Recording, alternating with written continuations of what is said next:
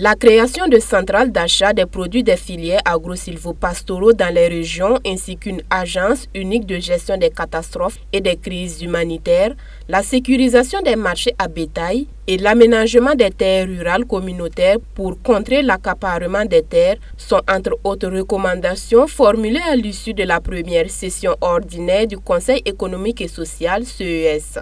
Après 4 semaines d'intenses réflexions, enrichi par des communications de membres du gouvernement, d'organisations non gouvernementales, d'humanitaires et d'acteurs du secteur privé du monde rural, les travaux ont abouti à la rédaction d'un rapport qui a été présenté à la clôture ce 3 juillet 2023. Poursuivre et intensifier les efforts de sécurisation du territoire pour une optimisation du secteur agro-silvopastoral et une meilleure résilience des acteurs.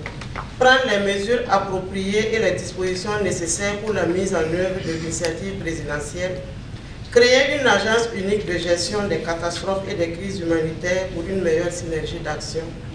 Créer des centrales d'achat des produits des filières agro-silvopastorales dans les régions.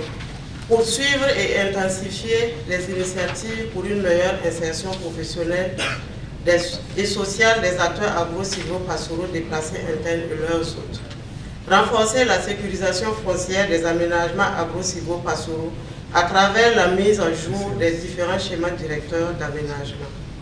Aménager des terres rurales communautaires à l'usage des populations et les déclarer indisponibles pour protéger les villages de l'accaparement des terres. Placé sous le thème « Impact de la crise sécuritaire sur le secteur agro-silvopastoral au Burkina Faso, état des lieux et stratégie de résilience », la tenue de cette session s'inscrit dans l'objectif d'accompagner les pouvoirs publics dans la recherche de solutions. Ce rapport sera transmis au chef du gouvernement pour adoption.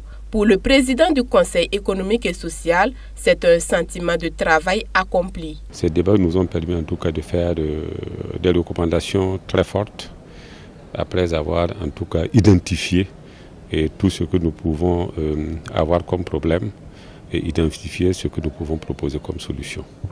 Donc je peux vous dire que je suis un président comblé parce que je pense que nous avons rempli correctement notre mission qui est quand même d'accompagner les pouvoirs publics par des recommandations ou par des avis sur des questions d'actualité, sur des questions pertinentes qui préoccupent les Burkinabés. Sentiment de satisfaction également partagé chez quelques conseillers. Bon, c'était vraiment une session la bienvenue parce qu'on est en période de saison pluvieuse et ce qui importe la nation, c'est surtout la suffisance alimentaire. Nous attendons qu'on prenne en compte tout ce qu'on a dit afin que notre réflexion puisse être poussée.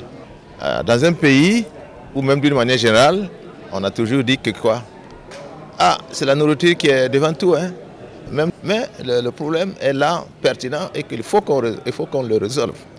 Et donc c'est pour ça donc, je pense que le CS a vraiment fait ce qu'il faut pour sortir d'abord un rapport et des recommandations fortes. Et ces recommandations fortes-là, si vous voyez toutes ces recommandations fortes, la première c'est quoi?